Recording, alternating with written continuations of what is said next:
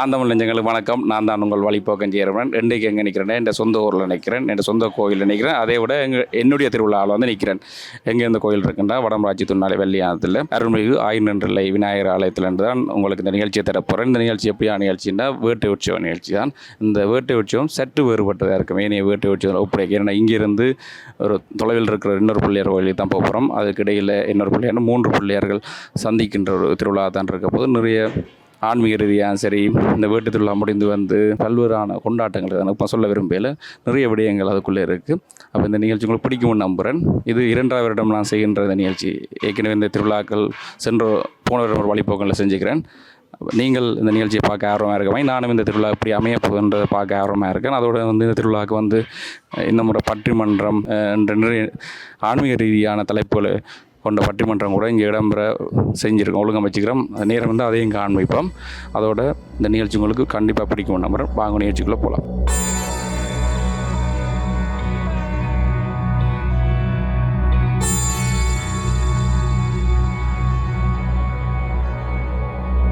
நாங்கள் இப்பொழுது நமது ஆலயத்தின் பிரதம குருக்கள் ராம் சவானா குருக்கள் அவரோட நிற்கிறோம். குருக்கள், நான் உங்கள்கிட்ட பலகாலமாக கேட்கிற ஒரு கேள்வி என்னென்னா வந்து, இப்போ இந்த ஆலயத்தில் 25 வருடங்களாக உங்களோட பணிகள் தொன்றுகள் தொடர்ந்து கொண்டே இருக்குது. அப்போ இந்த ஆலயம் உங்களோட 25 வருட பணிகளை பற்றி ஒரு சிறுவர்கள். எல்லாம் வல்ல விநாயக பெருமானுடைய திருவருளாலே அடியேன் இந்த ஆலயத்திலே இவர் குறிப்பிட்ட மாதிரி 26வது வருஷமாக இங்கே மகோற்சவ பணியிலே நான் ஈடுபட்டு இருக்கின்றேன். அடியேன் முதல் கொடியேற்றின இந்த ஆயிரநிலை வெள்ளியானந்த விநாயக பெருமானுடைய ஆலயத்திலே தான் அடியேன் முதல் கொடியேற்றினேன். அதன் பிறகு நான் ஒரு இந்த கிராமத்திலே ஒரு சிறப்பாகவும் ஒரு சிறப்பான எல்லாரோடையும் மதிக்கப்பட்ட ஒரு குருக்களாக நான் திகழ்வதற்கு காரணம் ஆயிரநிலை வெள்ளியானந்த சித்தி விநாயகர் என்பதை எனது வாழ்க்கையில் மறக்க முடியாது. நான் இந்த கிராமத்தை சார்ந்தவனாக இருந்தாலும் இந்த சிறு வயதிலிருந்து இந்த ஆலயத்தில் இந்த கிராம மக்களுடன் நல்ல தொடர்பை வைத்திருந்தேன். ஆயிரநிலை ஆதிகணபதி என்று சொல்வார்கள். அவர் எங்கள் கிராமத்திலே முதலாக தோன்றிய ஆதிகணபதி இவர்தான். சித்தி விநாயகர் பெருமானின் நாமத்திலே இங்கே முதல் தோன்றி அவருடைய அருள்கடாட்சம் எல்லா விதத்திலேயும், விவசாயம் சரி, உத்தியோகம் சரி, கல்வி சரி, எல்லாத்திலேயும் இந்த ஊர் மக்களுக்கு சிறப்பான ஒரு திருவருள் கடாட்சத்தை வழங்கக்கூடிய ஒரு விநாயகர் பெருமானாக திகழ்கின்றார். எந்த ஒரு நாங்கள் தவறுதல் விட்டாலும் அதை விநாயகப் பெருமானுடைய அவருக்கு சொல்லி அதை மன்னிப்பு கேட்டால் நிச்சயமாக அவர் அந்த மன்னிப்பை தந்தருளி தனக்கு தேவையான தனக்கு தொண்டு செய்யக்கூடிய அடியார்களை, இந்த ஆலய கிராமத்தோடு சார்ந்த அடியார்களை பல முன்னேற்றங்களுடனும் விசேஷ முன்னேற்றங்களுடனும் பல சிறப்புகளுடனும் வைத்திருக்கின்றார். ஆகவே இந்த அடியார்கள், இந்த கிராமத்தை சார்ந்தவர்கள், பிள்ளையார் என்றால் பயமும் இருக்குது. பிள்ளையாரிடத்தையே என்ன சொன்னாலும் பிள்ளையாரங்களுக்கு அந்த இடத்தை தருவார் என்ற நம்பிக்கையும் அதி தீவிரமாக கொண்டிருக்கின்றார்கள். அந்த வகையிலே இந்த ஆயிரநிலை விநாயகப் பெருமானுடைய இந்த நம்பிக்கை என்றென்றும் அடியார்கள் மனதில் இருக்க வேண்டும். அவர்கள் என்றென்றும் இந்த விநாயகப் பெருமானுடைய அந்த பணிகளை தொடர்ந்து செய்ய வேண்டும் என்று கேட்டுக்கொண்டு இந்த 26வது வருஷ மகோற்சவத்திலே நான் கலந்து கொள்வது விநாயகப் பெருமானுடைய திருவிழா கடாட்சம் என்று நினைக்கின்றோம். நன்றி குருக்கள். அதோடு வந்து இப்போ நாங்கள் அண்மையில் சைன பிள்ளையாரோரால் வந்து எங்களோட ஆலயத்துக்கு இருக்கிற மரத்துக்கு அடியில் வந்து அமர்த்திக்கணும். அந்த பிள்ளையார் வந்து எப்படி வழிபடலாம், அந்த பிள்ளையார் இயல்புகளை கொண்டு வரன்ற அந்த பிள்ளையாரிலே சில அங்கப்பிள்ளைகள் இருக்கின்றபடியால் அதை நாங்கள் பிரதிஷ்டை செய்து வணங்க முடியாது என்பதற்காகத்தான் இத்தி மரம் எங்கள் இந்து சமயத்திலே ஒரு புனிதமான மரம். ஆகவே எங்கள் ஆலயத்திலே அந்த மரம் தானாகவே தோன்றி இருக்கின்றது. இதிலே ஒரு மகிமை என்னென்றால், அந்த கிணறு வந்து அண்மை காலங்கள் நான் கொடியேற்ற துவங்கின பிறகும் உப்பு தண்ணியாக இருந்தது. காலம் செல்ல அது நல்ல தண்ணியாக மாறி இன்று பல மக்கள் அதில் குடிநீர் எடுத்து கொண்டிருக்கின்றார்கள். அந்த வகையிலே அந்த பிள்ளையாரை நாங்கள் அந்த இத்தி மரத்திலே ஸ்தாபித்ததாக எப்பவோ முடிவு செய்த நாங்கள் அது இந்த வருஷம்தான் நிறைவேறி இருக்கின்றது. எல்லோரும் உங்களுக்கு தீராத பிரச்சனைகள், தீராத நோயால், எல்லா விதமான கஷ்டமான நிலைமைகளுக்கும் அவருக்கு பிரதி வெள்ளிக்கிழமை தோறும் நீங்கள் அதிலே நெய்விளக்கேற்றி ஒரு பூ போட்டு கும்பிட்டால் நிச்சயமாக உங்கள் அந்த இன்னல்கள் எல்லாம் தீர்ந்து நீங்கள் நல்லபடியாக வாழ்வீர்கள் என்று இதில் கூறி வைக்க விரும்புகிறேன். இன்னொரு விடயம் குருக்கள், நீங்கள் நிறைய கோயிலில் வந்து பிரதம குருக்களை தொண்டு பணியாற்றி கொண்டு இருக்கீங்க. அப்ப இந்த கோயிலுடைய வேட்டை உற்சவம் வந்து இவ்வாறு வேறுபடுது. இந்த ஆலயத்திலே மற்ற இடங்களிலே அங்கே வாழை வெட்டி அப்படித்தான் செய்வார்கள். இங்கே ஆதிகாலத்திலே இருந்து மிருக ஜாத்திரை உற்சவம் என்பது மான் பிடித்து ஒரு அடியவரை மானாக பாவித்து மானை கொண்டு வைத்து அந்த மாந்தோலை வெட்டி பிள்ளையாரின் காலிலே பவரத்திலே வைத்து பூஜிப்பது தான் இந்த நடைமுறை. அது 2 விதமாகவும் இருக்குது. வாழை வெட்டி வேட்டையம் ஆடலாம், இப்படியும் செய்யலாம். அந்த வகையில் இது ஆதி மூலகணவரி என்றபடியால் ஆதிகாலத்திலிருந்து இந்த நடைமுறையை, இந்த வேட்டை உற்சவத்தை இங்கே பின்பற்றி கொண்டிருக்கின்றார்கள். அந்த வகையிலே அதை நாங்கள் தொடர்ந்து மாற்றாமல் அதை பின்பற்றி கொண்டிருக்கின்றோம். ஓகே, நன்றி. இந்த நேரத்தை ஒதுக்கிய தகவல் நன்றி.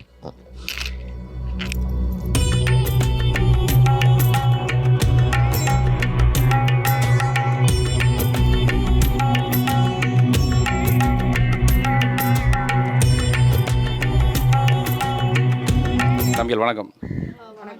இப்போ இந்த கோயிலில் 10 திருவிழா இடம் பெறுது தானே, அதில் உங்களுக்கு எந்த திருவிழா ரொம்ப பிடிக்கும்? வேட்டை திருவிழா. வேட்டை திருவிழா. வேட்டை திருவிழா. வேட்டை திருவிழா. வேட்டை திருவிழா.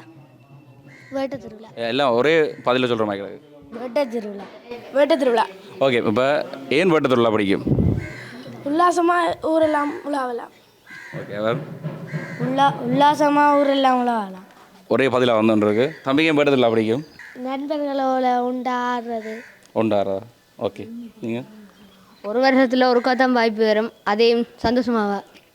ஓகே, ஒரு வருஷத்தில் ஒரு கதான் வரும், அதோட சேர்ந்து ஆடவும் நல்லா இருக்கும். கேஸ்டாக சொல்லிக்கிறேன். தம்பி? இங்கேருந்து புளியங்கன் கோயில் மட்டும் போய் அங்கே இருந்து மீண்டும் பரேக்கில் ஆடி பாடி நண்பரோட சந்தோஷமாக வர்றது. நீங்கள்?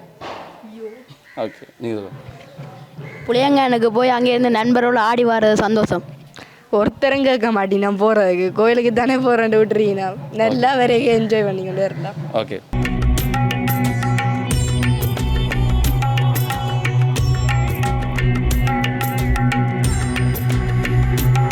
ஓகே, இப்போ நாங்கள் இங்கேருந்து உங்களோட ஆலயத்தை தான் ஒரு விதம் வேட்டையாடுறதுக்கு வரோம். பிள்ளைங்க பிள்ளையாருக்கு அந்த வேட்டை திருவிழா உற்சவம் உங்களுக்கு எப்படி, உங்களோட பார்வையில் எப்படி இருக்குது? வேட்டை திருவிழா வந்து எல்லாரும் அந்த 5ஆம் திருவிழா பிறகு குடமுழுக்கு திருவிழா வந்து அடுத்த வேட்டை திருவிழாவை எல்லாரும் பக்தி பூர்வமாக கொண்டாடுறது அன்றைக்கு இரவு சப்பரமும். அதால் அந்த 90 to புளியங்கியான் சிதம்பர விநாயகர் ஆலயத்துக்கு தான் இந்த வலியாந்த பிள்ளையார் கோயிலில் இருந்தும் வெலிகந்தோட்ட பிள்ளையார் கோயிலில் இருந்தும் அங்கே புளியங்கியான் பிள்ளையாருக்கு வந்து தான் வேட்டையாடுறதும் தீர்த்தம் ஆடுறதும். அங்கே தீர்த்த குளம் இருந்தது.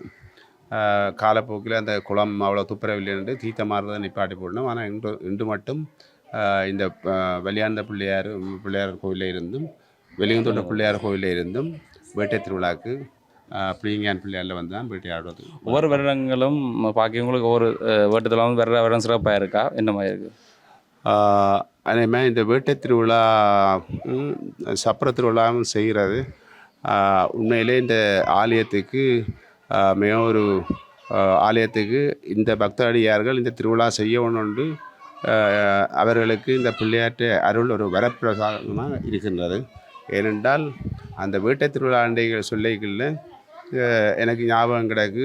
ஒரு வருஷம் ஆனக்கோட்டை அங்கால வலிகாமம் மேற்கு அந்த பக்கத்தில் இருந்து இந்த வேட்டை திருவிழாக்குரிய அந்த என்ன களியாட்டு பொருட்கள், அந்த குதிரை வாகனம், யானை வாகனம், அது அப்படி வந்து அந்த என்ன மாதிரி எங்கள் வேட்டை ஆடுறது, அதுக்கு என்ன மாதிரி அழகாக அதுக்குரிய முறைப்படி போகிறதும். மற்றது இந்த வேட்டை திருவிழாவில் வந்து ஒரு மிகவும் முக்கியமான ஒன்று என்னென்றால் வேட்டை திருவிழாவில் அன்று தான் இங்கே எழுந்தருளி பிள்ளையாரோ மூலமூர்த்தி, எழுந்தருளி பிள்ளையாரோ முருகனோ எந்த மூலமூர்த்தி, இந்த 2 கோயிலையும் பொறுத்தளவில் பிள்ளையார். அப்போ இந்த வேட்டை திருவிழாவில் மட்டும்தான் இந்த ஊர்வலமாக ஆலயத்திலேருந்து வேட்டை திருவிழாவுக்கு வேட்டையாடுறது, போகிறது, திரும்பி வாரது. அப்போ போய்களில் போய்கொண்டிருக்கிறது. அதை பார்த்த வழியில் உள்ளாக்கள் எல்லாரும் திரும்ப கும்பம் வச்சு வரவேற்று அந்த சில பூசைகள் செய்து அர்ச்சனை செய்து அந்த இதால் இந்த எல்லா பொதுமக்களும் கலந்து சிறப்பிக்கிற ஒரு நல்ல திருவிழா இந்த வேட்டை திருவிழா. நன்றி.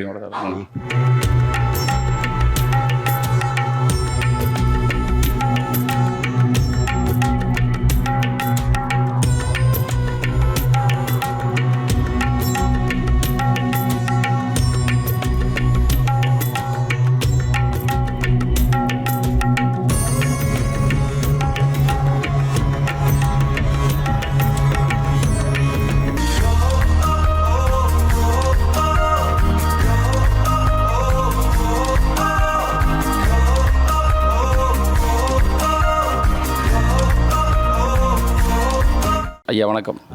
அப்போ நீங்கள் நிறைய கோயில்களுக்கு போயிருப்பீங்க, நிறைய திருவிழாக்களை பார்த்துருப்பீங்க. திருவிழா கிட்டத்தட்ட ஒரே மாதிரி தான், சில வேறுபாடுகள் இருக்கும். இந்த ஆலயத்தின் திருவிழாவில் என்னென்ன வேறுபாடுகள் இருக்குன்னு நீங்கள் யோசிக்கிறீங்க?